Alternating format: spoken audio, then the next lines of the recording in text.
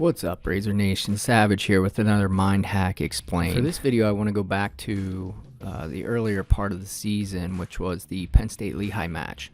And I want to talk a little bit about a quote from Cael Sanderson. And, you know, if you know what to look for in these interviews and some of these quotes, you can really extract some valuable information into the mindset and the mind training strategies that are implemented by the Penn State Nittany Lions wrestling team and Cael Sanderson. And just to offer a little bit of context into the situation that occurred here in the Penn State-Lehigh match. It was the 197-pound match between Michael Beard and Max Dean. Now, if you're not familiar with the situation, Michael Beard was a former Nittany Lion, and a very successful one at that. Prior to transferring to Lehigh, he was actually a Division I All-American for the Nittany Lions. Max Dean, on the other hand, was wrestling at Cornell, where his older brother, Gabe Dean, had been an NCAA All-American. But be as it may, Max Dean wasn't happy with the situation at Cornell and decided to transfer to Penn State. The problem was that Penn State already had a Division I All-American in Michael Beard, and that's just one of the necessary evils that comes along with having the top NCAA wrestling program in the nation. And so Max Dean transferred in, bumped Michael Beard out of the lineup, and went on to win an NCAA title for the Nittany Lions. As a result of this, Michael Beard decided to transfer to Lehigh and continue to have a successful wrestling career. And so as it played out, Michael Beard and Max Dean knew each other and obviously trained together at Penn State before Beard had transferred out. And so they knew each other pretty well. And as the dust settled, I would say that nobody was probably surprised with the victory on Beard's behalf because although Max Dean was the returning NCAA champion, Michael Beard is a fantastic wrestler in his own right. And so in regards to this Mind Hack Explained, I'm going to refer to a quote from Cael Sanderson that was posted in Lehigh Valley Live. As you can see here, it says, Cael is quoted as saying, "Beard's really good. He's always been good," said Sanderson, who won his 12th straight match against Lehigh.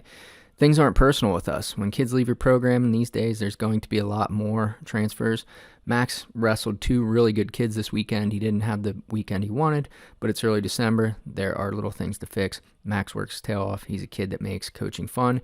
Beard's teammates loved every minute of his success." And so the important part of this quote is when Cael states, "Things aren't personal with us." The important takeaway from that quote is that what Cael is saying is that it's all business, right? And those of you who have watched mob movies such as The Godfather or Goodfellas, you may hear something similar said along those lines, and I hate to use this analogy, but it works. When it comes to the mob, obviously these guys sometimes are doing things that would be considered unethical, such as, maybe killing someone or, breaking someone's leg or something along those lines.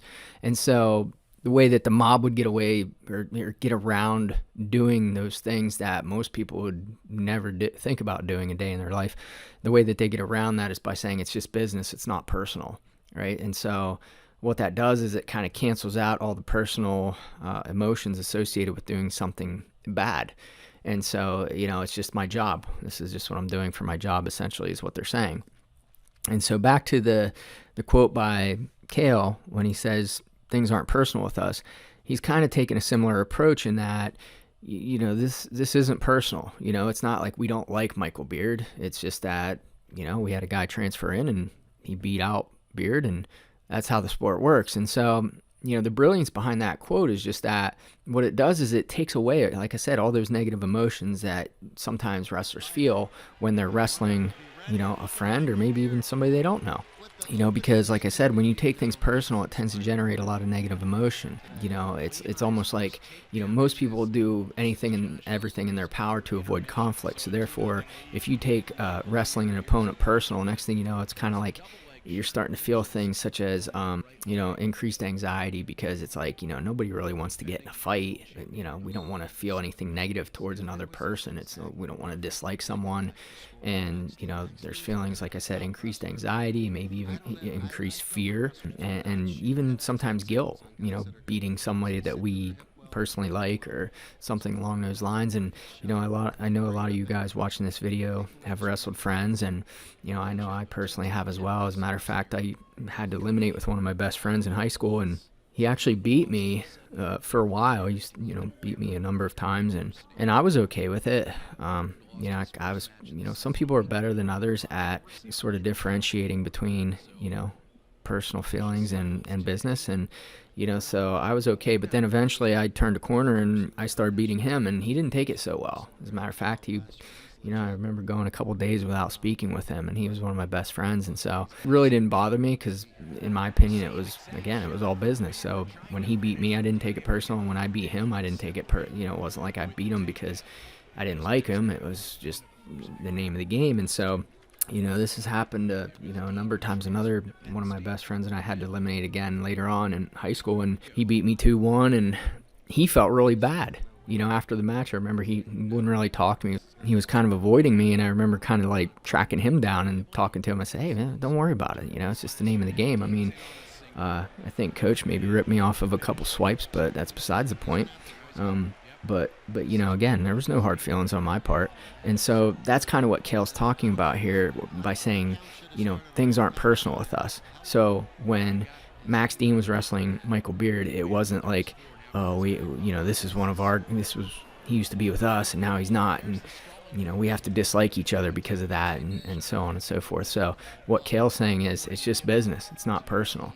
And again, what that does is, because it's business, it takes away all that personal animosity, like I said, the anxiety that goes along with maybe fighting someone or disliking someone.